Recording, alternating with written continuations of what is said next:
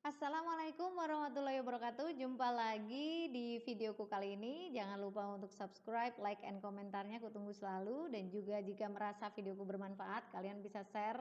Dan ini untuk persiapan tes SKB CPNS. Aku akan share secara kontinu dan kembali lagi di soal prediksi IPA tes SKB CPNS untuk part yang kedua. Oke teman-teman, di sini untuk part yang kedua, kemarin di video yang lalu kita sudah ngebahas tentang nomor 1 sampai 10 ya. Sekarang kita menuju ke nomor 11-nya. Oke, prediksi untuk nomor 11-nya ya. Oke, pernyataan di bawah ini menggambarkan hal-hal yang terjadi setelah darah keluar dari luka. 1. Trombin dan fibrinogen bereaksi untuk membentuk fibrin.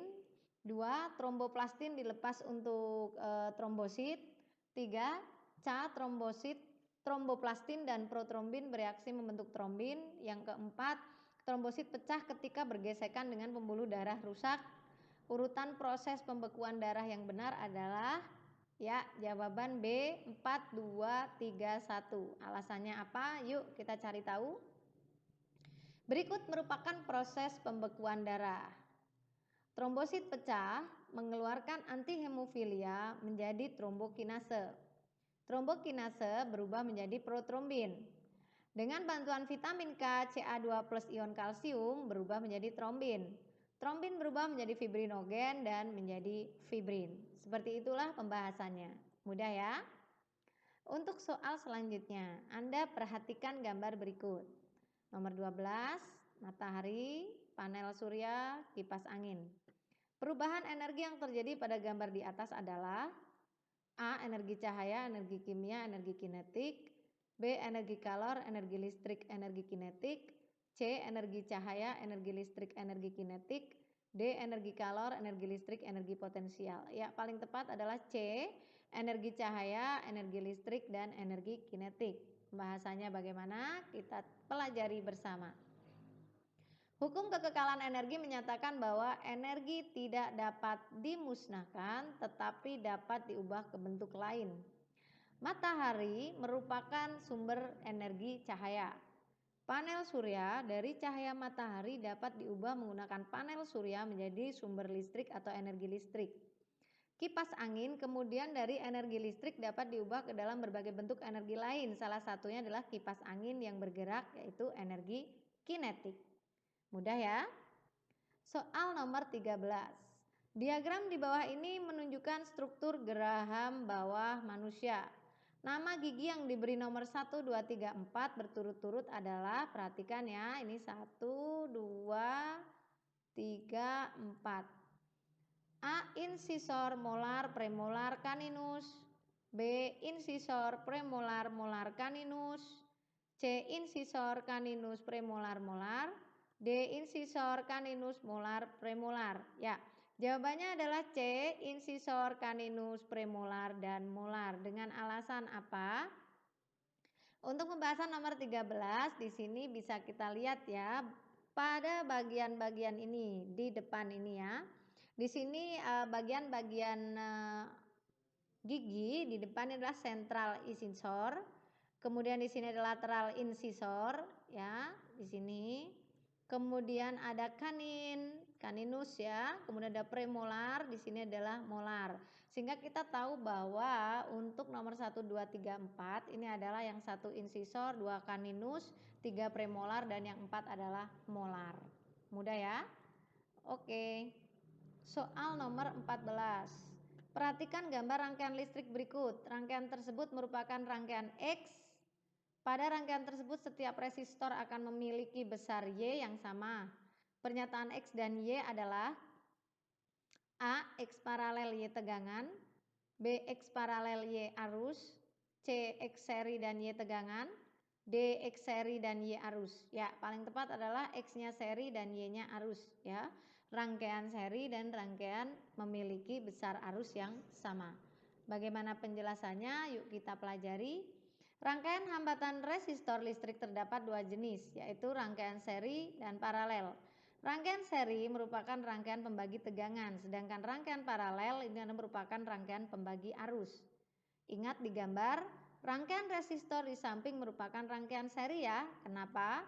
Di mana resistor dirangkai berjejer, sehingga nilai hambatan penggantinya atau hambatan total jumlah total dari nilai resistor. Pada rangkaian seri ini diketahui bahwa arus yang masuk pada resistor bernilai sama. Soal nomor 15. Pernyataan berikut adalah informasi bagian penyusun bunga ya. P benang sari, Q putik, R mahkota, S kelopak, T tangkai bunga. Bagian yang dimiliki oleh bunga sempurna adalah ya APQ, BQR, CST, DPS. Ya paling tepat adalah PQ karena bunga sempurna kita lihat pembahasannya. Ya, bunga sempurna itu memiliki putik dan benang sari. Jadi teman-teman, berdasarkan dari kelengkapan alat kelaminnya, bunga dibedakan jadi dua golongan. Bunga sempurna itu memiliki putik dan benang sari, kalau bunga tidak sempurna itu hanya memiliki salah satu alat kelamin saja. Bisa benang sari saja ataupun putik saja. Jelas ya? Nomor 16. Anda lihat gambar ini dulu sepintas ya. Saya beri waktu Anda untuk mengamati, perhatikan gambar berikut. Nah, ada terlihat ya burung B dan burung A di situ dilihat jelas sekali ya. Oke.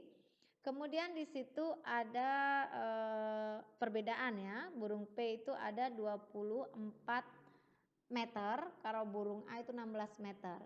Seekor burung mula-mula terbang pada ketinggian A. Setelah beberapa saat, burung tersebut terbang naik hingga ketinggian B. Jika massa burungnya itu adalah 600 gram, maka perubahan energi potensial burung untuk berpindah dari A ke B adalah titik-titik jika gravitasinya 10 M per S pangkat 2. A 48 Joule, B 96 Joule, C 144 Joule, D 240 Joule. Kenapa jawabannya 48 Joule? Yuk kita cari tahu. Energi potensial merupakan energi yang dimiliki oleh benda dengan posisi ketinggian tertentu ya. Di sini nilai energi potensial dihitung dengan ini. Ini perlu Anda hafalkan ya.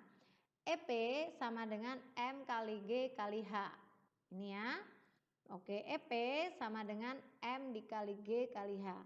M itu adalah massa benda dalam kilogram, G adalah percepatan gravitasi M per S pangkat 2, H adalah ketinggian dari titik acuan M, EP adalah energi potensial dalam bentuk Joule. Diketahui massa burung M itu adalah 600 gram, maka jadi 0,6 kilo. Percepatan gravitasi itu sama dengan 10 per M per S pangkat 2. Pada gambar terlihat di dalam soal ya, dari mula-mula dia terbang dari 16 meter jadi 24 meter ya. Maka ini aku kasih ketinggian HA, ini aku kasih ketinggian HB 24 M. Di titik A terlebih dahulu ya teman-teman. EPA itu adalah M kali G kali HA. M-nya tadi udah ada 0,6 dikali gravitasi 10 dikali HA-nya itu adalah 16. Ini ya 16. Hasilnya 96 Joule. Di titik B, EPB itu adalah MGHB ya, M kali G kali HB. 0,6 kali 10 dikali 24 itu adalah 144 Joule. Sehingga perubahan dari energi potensial A dan energi potensial B tinggal dikurangkan saja, yaitu 144 dikurangi 96 sama dengan 48 Joule. Paham ya? Oke, next. Soal nomor 17. Berikut contoh hewan yang memiliki jantung dengan 3 ruang adalah A. Lumba-lumba, B. Buaya muara, C. Katak pohon, D. Ikan hiu. Ya, katak pohon. Kenapa? Yuk kita cari tahu. Amfibi memiliki 3 ruang jantung ya, yaitu 2 serambi dan 1 bilik. Ini perlu diingat-ingat. 2 serambi, 1 bilik. Darah kotor dari seluruh tubuh akan masuk serambi kanan kemudian menuju bilik. Dari bilik darah akan dipompa menuju paru-paru untuk mendapat pasokan oksigen. Kemudian kembali ke jantung dengan memasuki serambi kiri. Dari serambi kiri darah akan masuk ke bilik dan dipompa ke seluruh tubuh kembali. Bila diperhatikan, pada daerah bilik terdapat sedikit percampuran antara darah kotor dan darah bersih karena bilik jantung amfibi hanya satu. Paham ya? Oke, semoga bermanfaat. Ini alurnya ya. Dari serambi kemudian ke bilik, karena biliknya dia hanya satu. Langsung dialirkan to the body and lungs. Soal nomor 18. 3 buah magnet batang disusun seperti pada gambar berikut. K, L, M, N, O, P. Kutub L tolak menolak dengan kutub M. Kutub N tarik menarik dengan kutub O. Jika kutub P adalah kutub selatan, maka kutub yang sesuai pada magnet adalah, dari ABCD ini yang pertama ada di benak Anda adalah jika kutub senama itu pasti tolak menolak. Jika kutub tak senama pasti tarik menarik ya. Kenapa di sini jawabannya B? Yaitu K selatan, L utara, M utara, N selatan, O utara. Yuk kita pelajari di pembahasan. Diketahui bahwa L dan M tolak menolak ya. Diketahui bahwa N dan O tarik menarik dan P adalah kutub selatan. Magnet akan tolak menolak jika kutub yang bertemu sama. Sementara akan tarik menarik jika kutub yang bertemu berlawanan. Maka kutub yang sesuai adalah sebagai berikut. Ini selatan ya, berarti di sini otomatis utara. Nah, kemudian karena di sini tarik menarik, berarti di sini beda, yaitu selatan. Karena di sini tolak menolak, maka di sini adalah utara. Sehingga jawabannya K selatan, L utara, M utara, N selatan, O utara, P selatan. Mudah ya? Soal nomor 19. Beberapa sifat jaringan otot. 1. Selnya berbentuk kumparan. 2. Bentuk serabut bercabang-cabang. 3. Inti satu di tengah sel. 4. Berinti banyak. 5. Dapat diperintah. 6. Bekerja secara tak sadar atau otomatis. 7. Bekerja teratur terus-menerus. Yang ditanya adalah sifat otot polos. Jawaban B 1367. Kenapa? Yuk kita pelajari. Otot merupakan alat gerak aktif yang dapat menggerakkan bagian-bagian tubuh. Berdasarkan bentuk, susunan, dan cara kerjanya, otot manusia dibedakan menjadi 3, yaitu otot polos, otot lurik, dan otot jantung. Beberapa sifat jaringan otot antara lain. 1. Selnya berbentuk kumparan, ciri otot polos. 2. Bentuk serabut bercabang-cabang, ciri otot jantung. 3. Inti satu di tengah sel, ciri otot polos. 4. Berinti banyak, ciri otot jantung. 5. Dapat diperintah, ciri otot lurik. 6. Bekerja secara tak sadar atau otomatis, ini adalah ciri otot polos dan otot jantung. 7. Bekerja teratur terus-menerus, ciri otot polos. Mudah ya, dan tentunya menambah pengetahuan kita. Soal nomor 20. Perhatikan gambar di samping. Oke. Peristiwa yang ditunjuk dengan tanda anak panah pada grafik gelombang tersebut dinamakan gelombang apa? Ini terlihat ya, dari sini semakin panjang semakin kecil seperti itu. Ya, jawabannya adalah gelombang teredam. Kenapa gelombang teredam? Benda yang pada mulanya bergetar atau berisolasi bisa berhenti karena mengalami yang namanya redaman. Redaman bisa terjadi akibat adanya gaya hambat atau gaya gesekan. Peristiwa ini jika dilihat dalam akan terlihat seperti gambar di samping, di mana getaran yang mulanya terjadi lama-kelamaan akan mengecil hingga menghilang. Mudah ya? Next. Soal nomor 21. Jamur dibedakan dari tumbuhan karena tidak memiliki klorofil.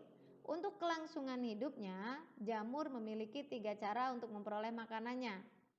A. Saprofit parasit mutualisme. B. Autotrof saprofit mutualisme. C. Saprofit kemoautotrof mutualisme. D. Fotoautotrof, heterotrof, dan saprofit. Ya, jawaban yang tepat adalah A. Saprofit parasit mutualisme. Kenapa? Yuk kita pelajari. Untuk kelangsungan hidupnya, jamur memiliki 3 cara untuk memperoleh makanan. Pertama adalah saprofit. Jamur memperoleh makanan dari bahan organik yang sudah mati atau sampah. Untuk memperoleh makanannya, hifa mengeluarkan semacam enzim pencernaan yang sanggup merombak bahan organik menjadi bentuk yang sederhana sehingga gampang diserap oleh sel jamur. Yang kedua adalah parasit. Jamur memperoleh makanan dari badan inangnya. Pada jamur parasit, terutama yang menyerang tumbuhan, terdapat bentuk hifa khusus yang disebut haustoria. Bentuk hifa tersebut mempunyai kemampuan untuk menembus sel inang sehingga sanggup menyerap zat kuliner yang dihasilkan inangnya. Yang ketiga adalah simbiotis atau simbiosis ya. Beberapa jamur lainnya sanggup membentuk relasi simbiosis dengan akar tumbuhan tingkat tinggi. Jamur menyediakan bahan anorganik bagi tumbuhan dan sebaliknya jamur memperoleh bahan organik dari tumbuhan. Sehingga hubungan saling menguntungkan ini dinamakan simbiosis mutualisme. Mudah ya? Next, soal nomor 22. Perhatikan gambar macam-macam pemanfaatan alat optik berikut. Sudah paham ya? Ini 1, biasa ada di jalan-jalan. 2, spion. 3, kaca pembesar. Dan 4, ada lilin di depan cermin. Pemanfaatan cermin cembung ditunjukkan oleh gambar A 1 dan 2, B 2 dan 3, C 3 dan 4, dan D 4 dan 1. Ya, jawabannya adalah 1 dan 2. Kenapa? Yuk kita pelajari. Cermin cembung adalah cermin yang memiliki permukaan cembung sehingga dikenal sebagai cermin negatif dan bersifat divergen atau menyebarkan cahaya. Pemanfaatan cermin cembung dalam kehidupan sehari-hari itu contohnya adalah cermin cembung dimanfaatkan sebagai kaca spion untuk mobil, motor juga bisa, dan berbagai alat lainnya. Sebagai cermin yang diletakkan di pertigaan atau perempatan jalan untuk menghindari tabrakan, biasanya itu rute untuk belokan yang begitu tajam atau pertigaan, ini penting sekali. Ya, semoga bermanfaat. Next, soal nomor 23. Terdapat hipotesis pertumbuhan tanaman cabai di tanah yang mengandung pupuk kandang lebih baik dari pertumbuhan cabai di tanah yang tidak mengandung pupuk kandang. Maka perlakuan yang diberikan pada percobaan tersebut adalah A. Semua tanaman diberi pupuk kandang. B. Sebagian tanaman diberi pupuk kandang, sebagian lagi pupuk hijau. C. Semua tanaman tidak diberi pupuk kandang. D. Sebagian tanaman diberi pupuk kandang, sebagian lagi tidak diberi pupuk kandang. Jawaban yang tepat adalah D. Sebagian tanaman diberi pupuk kandang, sebagian lagi tidak diberi pupuk. Kenapa? Yuk kita cari tahu. Berdasarkan hipotesis pada soal, pertumbuhan tanaman cabai di tanah yang mengandung pupuk kandang lebih baik dari pertumbuhan cabai di tanah yang tidak mengandung pupuk kandang kan? Maka dilihat dari pertumbuhannya dapat diketahui bahwa perlakuan pada tanaman cabai berbeda. Sebagian diberi pupuk dan sebagian lagi tidak diberi pupuk. Mudah ya? Oke, kita lanjut ke soal nomor 24. Gilang berdiri di depan cermin datar seperti ini ya. Pembentukan bayangan yang tepat yang mana? Ya nggak mungkin jadi berbalik kayak gini kan. Nah apalagi seperti ini karena yang dekat cermin tuh harusnya sama. Apalagi ini beda, jadi ngeri banget ya, jadi berbeda. Nah kenapa jawaban D? Yuk kita cari tahu. Cermin datar adalah cermin yang memiliki pantulan datar ya teman-teman. Sifat bayangan pada cermin datar adalah maya, itu tidak dapat ditangkap layar, tegak, sama besar dengan bendanya. Jadi persis ya, apa yang di hadapan cermin itu sama. Nah, mudah ya. Nomor 25. Di bawah ini adalah beberapa aktivitas yang dilakukan manusia. 1. Berburu secara liar. 2. Memberikan beberapa pupuk pada tanaman tertentu. 3. Menebang kayu secara mekanisasi dan terencana. 4. Membasmi hama dengan musuh alami. 5. Memanfaatkan hutan semaksimal mungkin ya. Tindakan yang menyebabkan gangguan lingkungan itu adalah A12, B34, C13, D15. Ya, paling tepat 15. Kenapa? Kita akan lihat beberapa aktivitas manusia memang di dunia ini ada yang menguntungkan, ada yang merugikan ya teman-teman. Contoh aktivitas manusia yang dapat merugikan lingkungan dan mengganggu contohnya adalah berburu secara liar tanpa mengikuti aturan yang berlaku sehingga menyebabkan populasi hewan tertentu menurun dan mengganggu rantai makanan. Yang kedua adalah melakukan eksploitasi ya, pemanfaatan hutan secara maksimal tapi tidak terencana sehingga jadi rusak hutannya. Untuk soal nomor 26. Jenis zat pada peki serta perubahan wujud R yang tepat sesuai diagram di atas adalah, kalau Anda melihat diagram seperti ini tentunya sudah tidak asing ya buat kalian semua ya. Nah, di sini peki menyublim mengkristal, Ki cair itu menguap dan R. Di P dan cair itu ada mencair dan membeku. Kenapa jawabannya A? P-nya ini adalah padat, Q-nya adalah gas, R-nya adalah mengembun. Yuk kita cari tahu. Perubahan wujud zat merupakan perubahan termodinamika dari satu fase benda ke keadaan wujud yang lain ya. Berikut merupakan perubahan wujud zat. Yang pertama adalah padat berubah menjadi gas. Kalau padat berubah menjadi gas, yang ini ya berarti menyublim.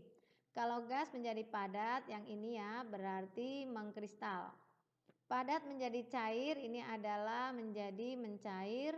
Cair menjadi padat adalah membeku. Nah, untuk gas menjadi cair itu berarti mengembun karena jadi embun ya. Kalau cair jadi gas ini namanya menguap. Contohnya ada pada parfum yang kita semprotkan. Itu cair lama-kelamaan jadi gas. Soal nomor 27. Di bawah ini nama-nama struktur bagian pada tumbuhan. 1 akar serabut, B akar tunggang, C tulang daun menyirip, 4 batang bercabang, 5 tulang daun sejajar, 6 batang tak bercabang, 7 perhiasan bunga kelipatan 4 atau 5. Ciri-ciri manakah yang sesuai dengan tumbuhan dikotil? Ya, cirinya adalah C2347. Kenapa? Di sini bahwa perbedaan tumbuhan dikotil itu adalah biji berkeping 2 dan tumbuhan monokotil itu adalah biji berkeping 1. Dapat dikenali dari akar, batang, daun, dan bunganya. Jika dibahas satu persatu, maka ciri-cirinya sebagai berikut. Akar serabut, tumbuhan monokotil, akar tunggang, tumbuhan dikotil, tulang daun menyirip, tumbuhan dikotil, batang bercabang, tumbuhan dikotil, tulang daun sejajar, tumbuhan monokotil, batang tak bercabang, tumbuhan monokotil, perhiasan bunga kelipatan 4-5 adalah tumbuhan dikotil. Jelas ya, lebih mantap dan lebih keren lagi pengetahuannya. Soal nomor 28. Seorang nelayan memanfaatkan angin darat untuk melaut. Betul banget ya. Pernyataan yang tepat untuk angin darat adalah A. Angin darat merupakan jenis angin yang bergerak dari darat ke laut dan berlangsung pada malam hari. B. Angin darat merupakan jenis angin yang bergerak dari darat ke laut dan berlangsung pada siang hari. C. Angin darat merupakan jenis angin yang bergerak dari laut ke darat dan berlangsung pada malam hari. D. Angin darat merupakan jenis angin yang bergerak dari laut ke darat dan berlangsung pada siang hari. Jawaban A. Kenapa? Yuk kita cari tahu. Angin yang biasanya dimanfaatkan oleh nelayan adalah angin darat dan angin laut kan? Pergerakan angin ini dipengaruhi oleh tekanan udara karena efek panas matahari. Ingat, untuk pergi ke laut, nelayan akan memanfaatkan angin darat yang terjadi pada malam hari. Hal ini karena tekanan udara di darat lebih tinggi daripada di laut, sehingga angin akan bergerak dari darat ke laut. Nah, logikanya maka nelayan tersebut melaut, ya kan? Yang kedua, sementara untuk kembali ke daratan, berarti nelayan harus memanfaatkan angin laut dong, yang terjadi pada siang hari, karena tekanan udara di laut lebih tinggi daripada di darat, sehingga secara logika nelayannya bisa kembali ke daratan. Jelas ya? Soal nomor 29. Budidaya tanaman dengan menggunakan medium air yang berisi unsur hara dalam suatu wadah dikenal dengan nama teknik A. Hidroponik, B. Kultur jaringan, C. Mikrohidrologi, D. Aeroponik. Ya, jawaban A. Hidroponik. Kenapa? Cara budidaya tanaman itu ada 3 ya teman-teman.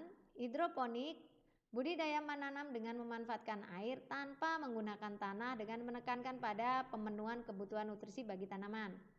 Kultur jaringan, memelihara jaringan pada suatu media berisi zat makanan dalam kondisi aseptik untuk ditumbuhkan menjadi individu baru yang memiliki sifat sama dengan induknya. Kemudian ada aeroponik, itu cara bercocok tanam di udara. Pada aeroponik, tanaman tidak diberi media untuk tumbuhnya akar loh, melainkan dibiarkan terbuka, menggantung pada suatu tempat dan dijaga kelembapannya. Paham kan? Next, soal nomor 30. Look at the figure. Anda bisa amati ya, di sini ada jenis-jenis awan. Lengkap banget. Ada Cumulus, Cirrus, Actioculus, Altostratus, Cumulus, Stratocumulus, Stratus, Cumulonimbus. Type of cloud which has strong connection with thunderstorm is A. Stratocumulus, B. Cumulus, C. Alphostratus, D. Cumulonimbus. Jawaban yang tepat adalah D. Cumulonimbus. Beberapa jenis awan berhubungan dengan siklus hujan, antara lain yang pertama ini ada awan cumulonimbus. berada di ketinggian lebih dari 2000 meter dan dikenal sebagai awan yang menimbulkan hujan deras diikuti petir dan guntur. Ngeri ya. Yang kedua adalah awan altostratus, mengandung banyak titik-titik uap air sehingga dapat menghasilkan hujan dalam intensitas ringan. Ketiga adalah awan stratocumulus, tergolong ke dalam awan rendah dan berada kurang dari 2 km dari permukaan tanah. Letaknya dekat dengan bumi sehingga terlihat jelas. Awan ini dapat menghasilkan hujan yang tidak terlalu deras dibandingkan dengan hujan yang dihasilkan oleh awan cumulonimbus. Yang ketiga adalah awan stratus, berbentuk lapisan tipis namun lebar di langit dengan warna putih hingga keabu-abuan. Awan ini menjadi tanda adanya kestabilan tekanan udara yang terdapat di atmosfer. Awan altocumulus, berbentuk bulatan kecil mirip dengan kapas yang tersebar luas di langit. Awan nimbus stratus atau NIST termasuk ke dalam awan rendah yang ketinggiannya kurang dari 3 kilo. Awan ini mempunyai bentuk yang tidak menentu, biasanya berbentuk abstrak, tidak beraturan dengan warna putih keabu-abuan. Biasanya penyebaran awan nimbus stratus cukup luas dan awan ini mengakibatkan hujan gerimis. Oke, semoga bermanfaat ya teman-teman di part 2 ini dan pembahasan untuk prediksi tes SKB CPNS dariku. Jangan lupa follow Instagram @princessyuna @smartup_cpns. Salam sukses selalu. Wassalamualaikum warahmatullahi wabarakatuh.